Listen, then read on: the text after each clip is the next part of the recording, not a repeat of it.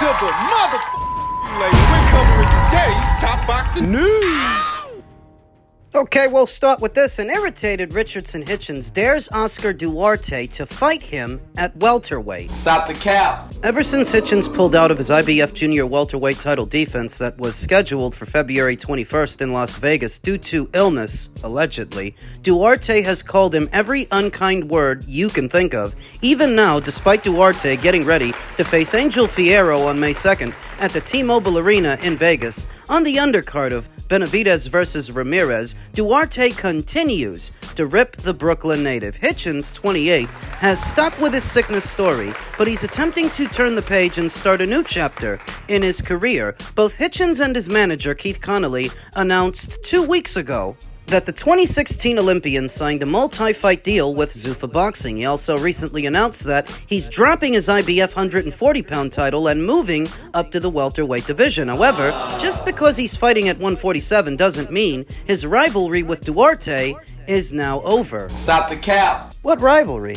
Ain't no fight gonna happen between those guys. Whatever Richardson Hitchens is saying now, he's saying safely behind the borders of Zuffa Boxing, where he does not expect Oscar Duarte to cross, cause he's promoted by Golden Boy. Now you're separated by promoters, you're separated by weight, so it's easy to get froggy. Ribbit. Tell Duarte if I'm so scared to fight him, meet me at 147, Hitchens wrote on his X account. I'll fight him whenever he wants. Literally, whenever his manager can reach out. Whenever. Hitchens now begins his new journey, one that he hopes is filled with big fights. In the past, he's mentioned fighting the likes of Ryan Garcia and Devin Haney, the welterweight division's WBC and WBO champions, but what he'll look forward to more than anything is not having to kill himself to make weight. Hitchens, 20-0 with 8 KOs, has never been a big fan of the IBF's weight stipulations. When fighting for that specific sanctioning body, fighters must adhere to a 10-pound second-day morning weigh-in, unless that bout is a unification. So then why didn't he unify? You know, if he would have fought either Subriel Matias when they were both champions at the same time, or Gary Antoine Russell, he wouldn't have been subject to that weight cap, but of course, he may have been subject to certain defeat, as I would have picked both Subriel Matias or Gary Antoine Russell at that time to beat the light-punching Richardson Hitchens. You know, I actually picked Oscar Duarte to beat him as well. That's why when he pulled out of that fight, it all made sense to me.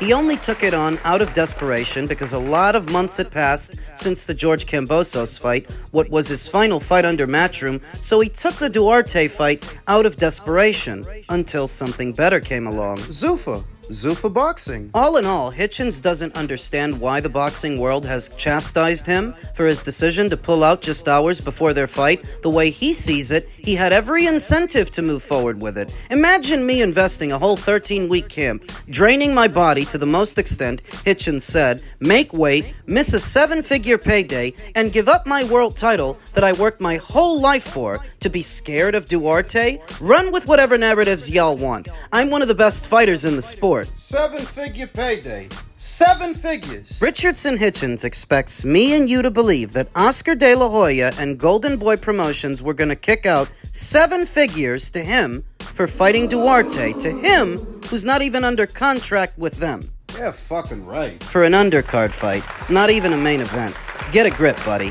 Stuff like that is why nobody believes you. I don't believe Hitchens was sick. I believe at the very last minute, the call probably came through that they'd been working on things with Zuffa behind the scenes, and if he holds out a little longer, he can make the same or more, pulling out of the Duarte fight and going to Zuffa. That's what I think happened. If you want to criticize Richardson Hitchens for it, you can, though oddly enough, I think for him, that was the best move. I think for him that was the best move because if he tried to unify with Matias or Gary Antoine Russell, I think Hitchens would have lost.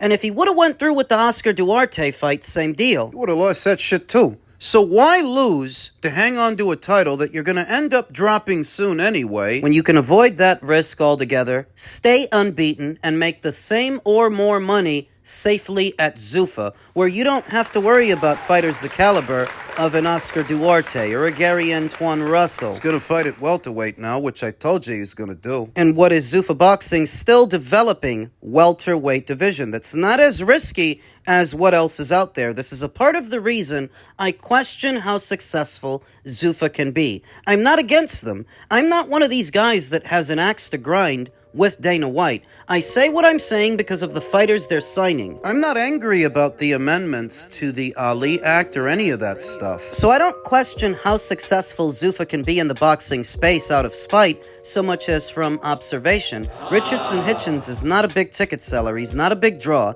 He's not charismatic, and people don't like him. They also don't like the way he fights. And while that may seem like a major acquisition to Zuffa, to the boxing fan, Hey, congratulations, you just picked up a pussy. now what's that gonna cost you? You can shout over the fence at Oscar Duarte that you're willing to fight him at 147, but the damage is done and nobody believes you. Now that's one fighter that Zuffa Boxing is gonna be wasting their money on. You know he can go as far as becoming the inaugural Zuffa welterweight champion. Pick up that title, and all that's going to communicate to people is the talent pool over there is thin, because look at this guy. This chicken shit's supposed to be a welterweight champion? Zuffa weight champion. It could actually be detrimental to the brand if Richardson Hitchens picks up that title.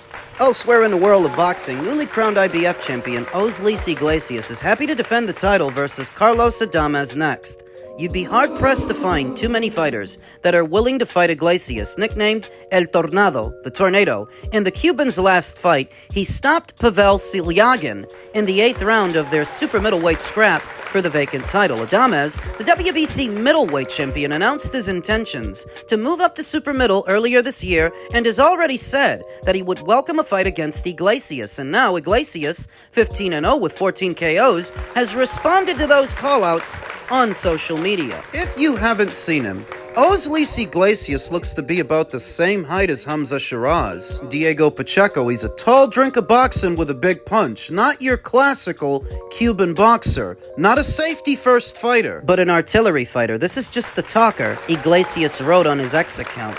I'm ready too. You don't want this fire. You've got a lot to do in your division since you're dodging everyone and you want to get attention, calling out a real executioner. You're making me laugh. It's not the same as calling the Tornado. El Ciclón. Iglesias is ranked number 2 by the ring at super middle and has one of the highest knockout percentages in the entire sport. Still, even with everything he's accomplished, Adames, 25-1-1 with 18 knockouts, has no problem proving to him that he says who he is. Who are you? Adames replied on X. Who the fuck do you think you are? What I do up in the ring backs up what I say down here. Whenever you want, I'm ready to prove it to you. What fire? I've got a fire extinguisher.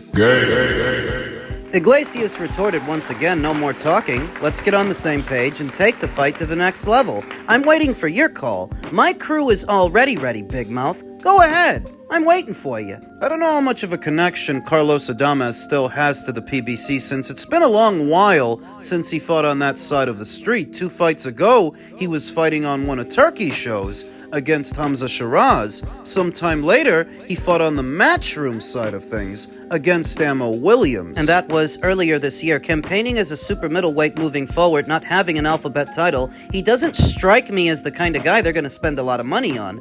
Not that they have a lot of money to spend. Whereas Osleys Iglesias, unbeaten in 15 starts, promoted by Eye of the Tiger, Cuban-born, Canadian-based fighter promoted by a Canadian-based promotional outfit, I'm going to assume that what Carlos wants is for Osleys Iglesias' team to pay for the fight. and maybe they can. Their fights are broadcasted here in the United States via DAZN. They have an arrangement. Osleys Iglesias is already being described as a bogeyman of sorts. I don't know that I agree with that, but I do think he's a guy who seems like more trouble than he's worth. He's not going to be on Jaime Munguia's radar, or Armando Resendez's radar, or Diego Pacheco, or Hamza Shiraz. These other somebodies at the weight. To them, he's going to seem like a hot potato who's not worth a lot of money. So for rolling the dice with him, you may as well roll the dice with somebody else who might be equally as dangerous but pays out more cash. He may have become IBF champion in his last fight, but given who the opponent was, a virtual unknown, he hardly made a splash. Right now,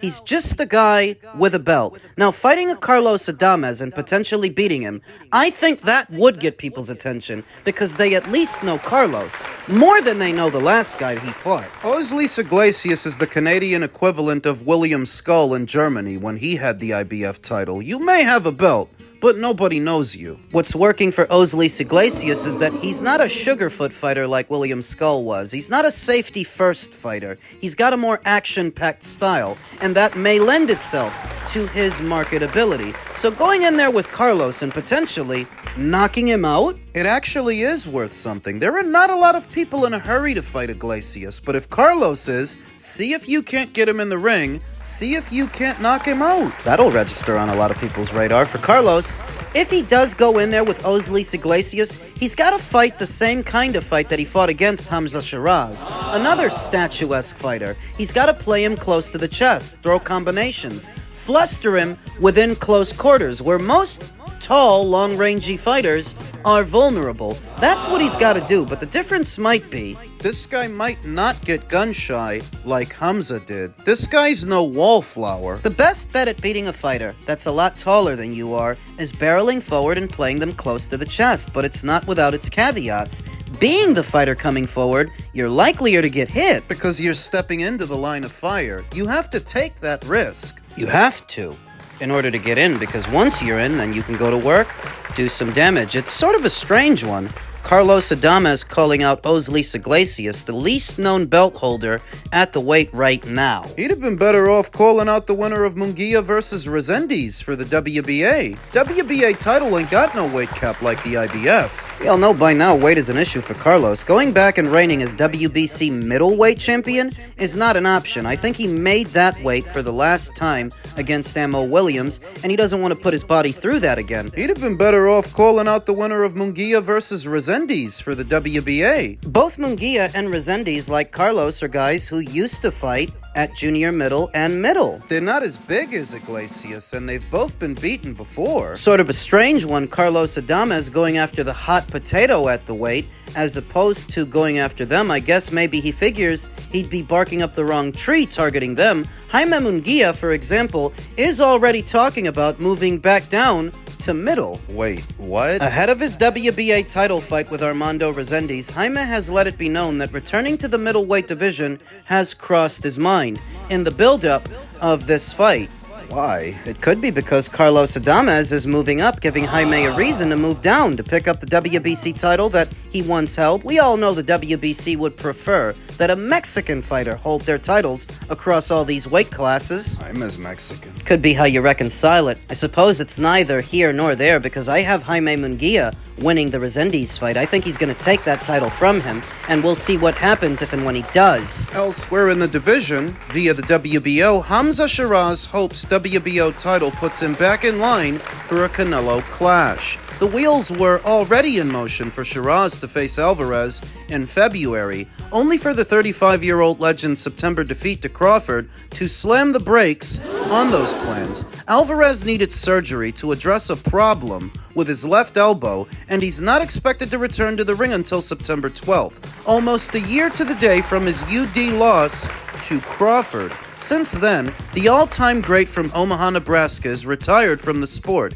and therefore relinquished the Ring Magazine, IBF, WBA, WBC, and WBO titles he won. Via his victory at Allegiant Stadium in Vegas, Sheeraz, 22-0-1 with 18 knockouts, is preparing to face Germany's Alem Bejic, 29-0 with 1 draw and 23 knockouts for the unclaimed WBO title. The pair will meet on the undercard of the Ring Magazine event headlined by Usyk versus Rico Verhoeven. The 26-year-old Englishman hopes a victory over Bejic at the pyramids at Giza in Egypt will be the first step on the path back towards Canelo. I must admit, it would be nice to get Canelo still, Sheeraz told The Ring, and obviously it would be far more lucrative if I do win the world title before that.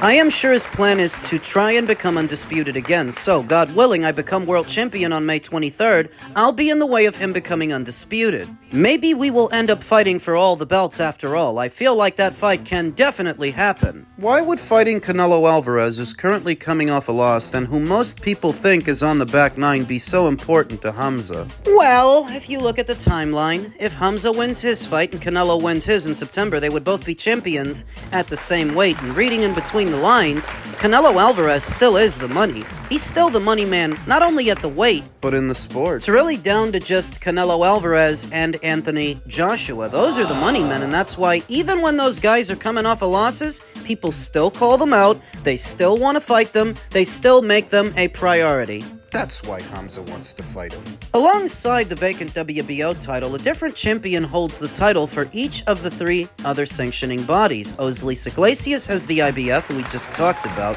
Armando Resendiz has the WBA, at least momentarily. And Christian Mabili has got the WBC. Even if I can't get Canelo, the super middleweight division is booming now, Sheeraz said. There are lots of names, lots of champions, and in an ideal world, I'd like to pick up this belt and then go for a unification straight away. I'd like to try and do that as fast as I can. From a boxer's perspective, it's easy to go from one unification to the next, but the reality is it's much more complicated to make those fights. God willing, I can get my hands on the first one and then just go from there. I can only control what I do. For Sheeraz, that meant heading back to Dublin at the start of April to kick off his latest camp under veteran fighter turned trainer Andy Reid. This time around, he has been working alongside two of the gym's other stars in Ben Whitaker and Paddy Donovan. The former took care of business by stopping Brian Suarez inside a round Saturday night in Liverpool, while the latter is scheduled to face Karen Chukadzian in an IBF welterweight elimination match 8 days before Shiraz takes on Bejic. This is the first time I've ever been part of a camp with other teammates, where we've all been working together like this, Shiraz said. It has been myself, Ben, and Paddy as well, all gearing up for fights. We've been training at the same time the last few weeks, working together, working the bag together. I've been watching them both spar, and it's good, because I like to think that I'm a student of the game. So when I'm watching these guys, Whitaker, who's an Olympic silver medalist at the end of the day, There's a lot to learn from him. so when I watch him spar, I'm watching his foot placement, I'm watching how he does certain things, and he just has a good energy to be around as well. Well, I imagine having other teammates in their camps while you're in yours is a lot like the difference between working out at home by yourself and working out in a public gym, a commercial gym, around other people. Maybe you push yourself a little harder because there are other people around, sort of a psychological effect. That may be what Hamza Shiraz is experiencing now. Andy Reid